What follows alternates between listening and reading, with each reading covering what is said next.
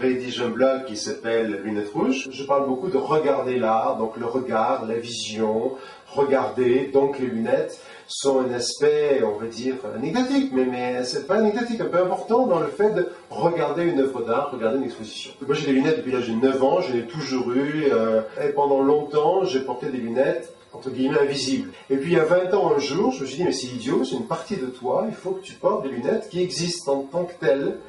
Et donc depuis, je suis quasiment condamné à porter des lunettes rouges. C'est-à-dire que je ne peux porter que des lunettes rouges. C'est ce par quoi les gens me connaissent, me remarquent, se souviennent de moi. Les gens se souviennent de moi, se souviennent d'abord des lunettes. Bon, j'avais dit avant de venir que de toute façon mes lunettes devaient rester rouges. Il y avait, je sais pas, 30 ou 40 paires possibles qui étaient là. Ils ont fait d'autres magasins, ils ont cherché des collections, etc. Donc ils ont fait un travail avant pour trouver toute une série de lunettes rouges qui pouvaient convenir.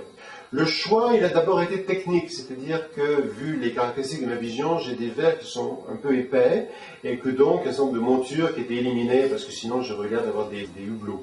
Mais aussi, elles doivent aussi bien, je peux devoir être aussi bien capable de les porter quand je suis dans le business, quand je travaille, que j'ai un costume cravate, que j'interviewe un grand patron français, que quand je vais à une expo, que je vais à une fête, ou un truc comme ça. Donc, il fallait que ce soit des lunettes qui passent, sachant que de toute façon elles sont rouges, elles sont originales, il ne fallait pas qu'elles soient trop originales, trop déjantées, trop space. Donc en fonction de ça, on a éliminé, et on est arrivé à 3 paires, 4 paires.